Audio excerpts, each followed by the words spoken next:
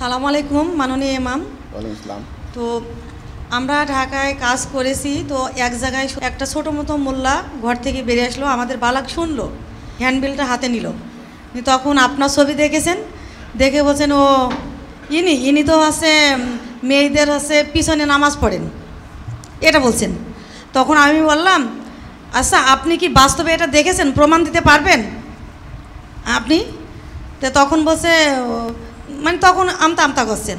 আমি এতটুকু বললাম, দিয়ে আমরা ওখান থেকে চলে আসলাম। এই যে একজন মাদ্রাসায় ছোটো মতো মোল্লা যেটা বললাম, মাদ্রাসা স্টুডেন্ট হবে আর কি, সে এসেই আমার সম্পর্কে একটা মন্তব্য করলো যে এই লোকটা মহিলার পিছনে নামাজ পড়ে।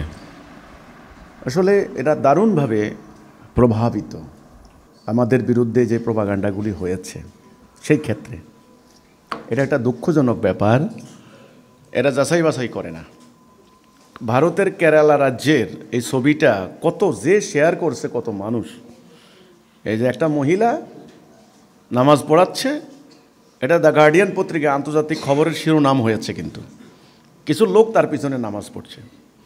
সারা ওয়ার্ল্ডে তো ধর্মের নামে, ইসলামের নামে নানান ফেরকার সৃষ্টি আছে, ওইটা হয়তো একটা ফেরকা। মহিলা ইমামতি করছে, মহিলার পিছনে বেটা পুরুষরা নামাজ পড়তেছে।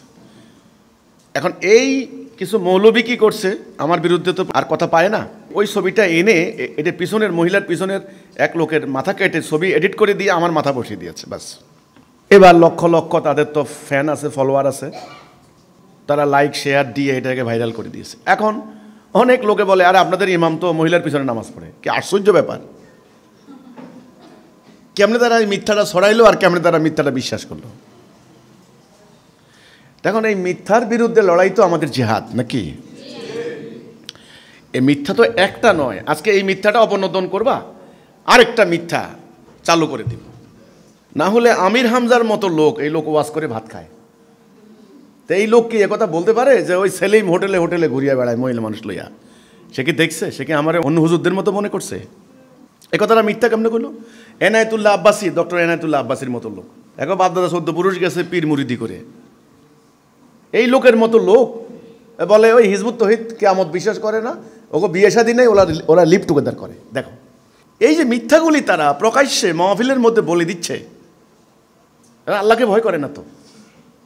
যখনই দেখবে মানুষে ধরবে, আর আমাদের বেলায় তো ধরার কেউ নাই, অন্য বেলায় তো ধরে। ওই যে কি একটা ইন্ডিয়ান নায়িকারে নিয়ে কথা বলছে না, পরে সে কি বললো, আমার মাথা ঠিক ছিল না, কি খাইয়ে আসছে আল্লাহ জানে, মাথা ঠিক ছিল না। তাহলে আমাদের ব্যাপারে তো ভাই ধরার কেউ নাই আল্লাহ ছাড়া। আল্লাহ যেদিন ধরবে সেদিন মাথা ঠিক করে দিব আল্লাহ নিজেই। এই মিথ্যা কথাগুলি এরা বলে, তো কাজে ভাই এই মিথ্যা দ্বারা প্রভাবিত, কিছু করার নাই, আমাদের ধৈর্যের সাথে মোকাবেলা করতে হবে। এখন এই মিথ্যা দ্বারা প্রভাবিত হয়ে অনেকের জানও চলে যেতে পারে।